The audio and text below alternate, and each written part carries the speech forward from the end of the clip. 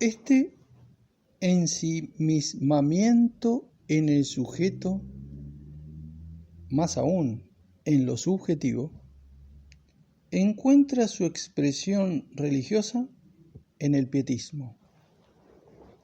El pietismo es un movimiento internacional al que con precauciones pueden vincularse el quietismo de Madame Guyon, de Antoniette Bourriennon, del sueco Swedenborg, del inglés Wesley y, sin duda alguna, algunos aspectos de Jean-Jacques Rousseau. Pero en Alemania, donde tiene su centro, opera una mutación radical de la espiritualidad luterana. En lugar de que la fe sola fide, funde la justificación y juzgue a la piedad, es la acción inversa. La piedad juzga a la fe e indirectamente asegura la justificación. Los pietistas reclaman el concurso del sentimiento, abren las esclusas a los escondidos líquidos del corazón, como dice uno de sus maestros, Gottfried Arnold. Hacia 1730, la inundación ha arrasado todo. Dos aspectos de este vasto y complejo movimiento deben interesarnos. En primer lugar, el cultivo del sentimiento y de la emoción, tirando a veces hacia el anti-intelectualismo. Solo los hombres simples, incultos, dan testimonio de un cristianismo auténtico, sobre todo si están inmersos en una comunidad de masa, únicamente regida por sus costumbres patriarcales, donde no piensan reivindicar unos derechos abstractos, individualistas, lo que sería contrario al comunismo ideal de una imaginaria primitiva iglesia. El alma está constantemente invitada a disolverse en la fluidez emocional, a vivir a un nivel subrracional, en la efusión, la comunicación, las lágrimas, la autobiografía, la angustia, la confesión mutua, la confidencia en todo momento.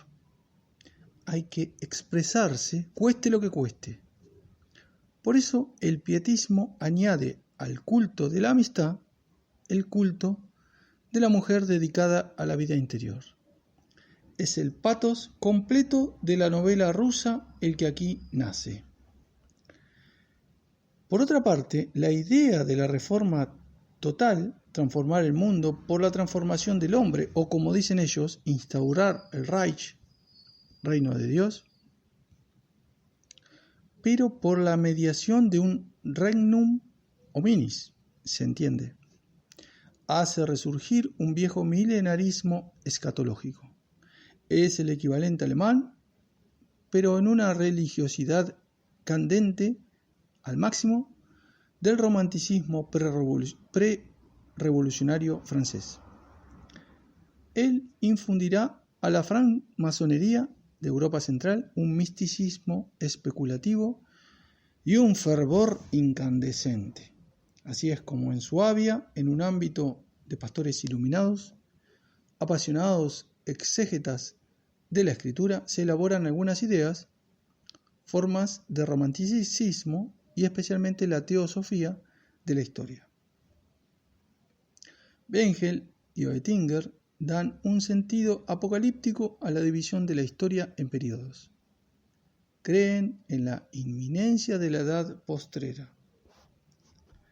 No se concibe el desarrollo como un progreso lineal a la manera de Condorcet, sino como un combate dialéctico entre las fuerzas del bien y del mal. Esta dialéctica no es de esencia mítica, sino histórica, y la época contemporánea constituye el último período. Inventan la noción de estratagema de la razón, definida como aceleración de la acción egoísta y particular del hombre por un plan divino providencial y descifrable. Mezclan la investigación histórica objetiva y la actividad profética.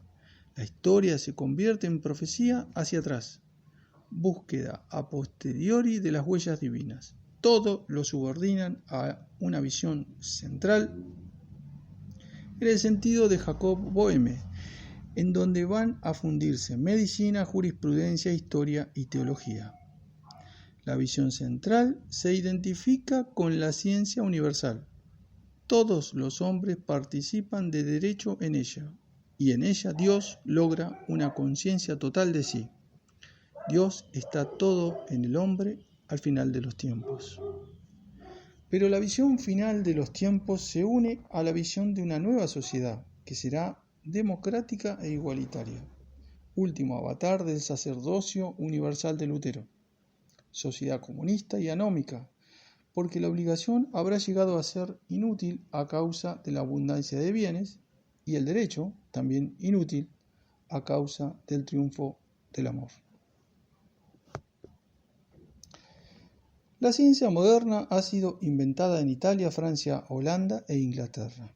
Alemania, aturdida por la guerra de los 30 años, solo alcanzará al occidente en la innovación con una o dos generaciones de retraso. En Occidente, ciencia, metafísica y teología habían pactado desde el comienzo una especie de alianza contra los pensamientos teosóficos y gnósticos de la Baja Edad Media. Por el contrario, en Alemania, el clima religioso requería, al lado de la teología, la especulación filosófica y la imaginación gnóstica en una mutua compenetración sin separación de géneros. Luego, la ciencia, a su vez, fue invitada a integrarse. Leibniz, discípulo del paracelsiano Van Helmont, Ross, Croix y no sin vínculos con Bruno y Boehme, recibe la matemática occidental a la que ha contribuido gloriosamente en un molde de pensamiento precientífico. Su mundo es una conexión de mónadas donde cada elemento está condicionado por los demás según unas reglas fijas. Su mundo no es una suma mecánica de partes, sino un todo orgánico, en el que cada mónada es a su vez un todo dinámico, un centro único y vivo de fuerza. Aparentemente estamos muy cerca de las intuiciones esotéricas, pero esta vez, en lugar de entreverse místicamente como en el caso de Boehme, son pensadas racionalmente en un sistema que hace entrar a cada cosa en el mejor de los mundos posibles. Este sistema es el cálculo divino, que el hombre puede pensar a través del cálculo infinitesimal, el cual le permite formular su propia razón de ser en la serie infinita constituida por el devenir del mundo. La razón analítica puede teóricamente desplegar el universo, introducirse en el entendimiento divino, entrar en su total planificación.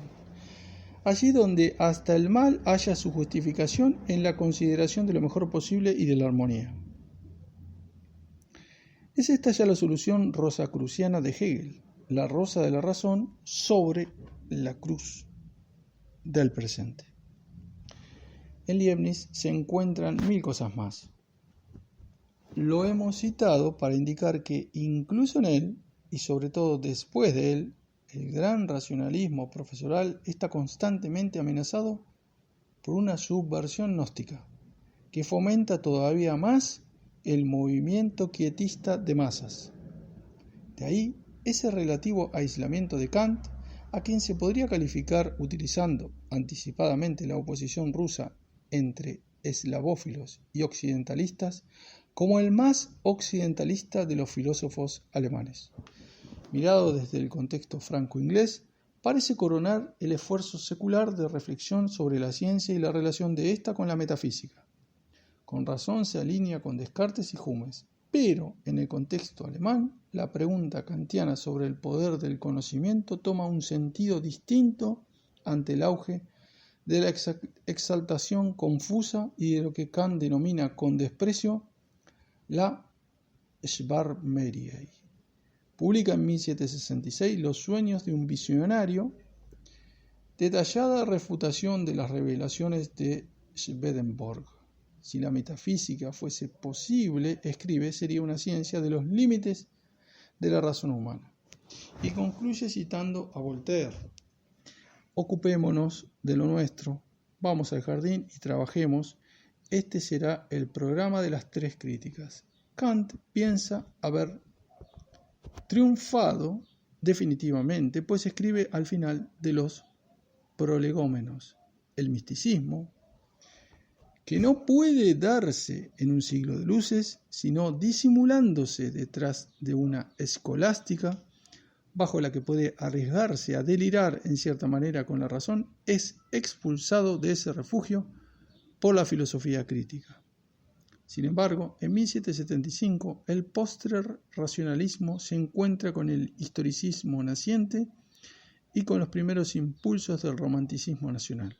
Se produce el hecho de que el instrumento intelectual afinado por Kant vuelve a utilizarse para otros fines, por un pensamiento ajeno al espíritu del kantismo y en pugna con él. La fusión del racionalismo moderno y de la abigarrada gnosis, así como la reinterpretación panteística de Spinoza y de Leibniz, tienen lugar en la generación de Herder, Fichte, Schelling, Hegel. No se trata siquiera de hacer alusión al contenido de la filosofía romántica, digamos que la razón subjetivada de Kant, rebasados los límites por él mismo fijados, los del fenómeno, se despliega en el entero campo del saber y persigue su unificación. Esta razón es concreta, histórica y enciclopédica. En la filosofía del mecanicismo, el todo era abandonado a sí mismo. No se podía comprender sin estallarlo, y por eso el pensamiento francés del siglo XVIII no había podido engendrar una ideología englobadora y coherente.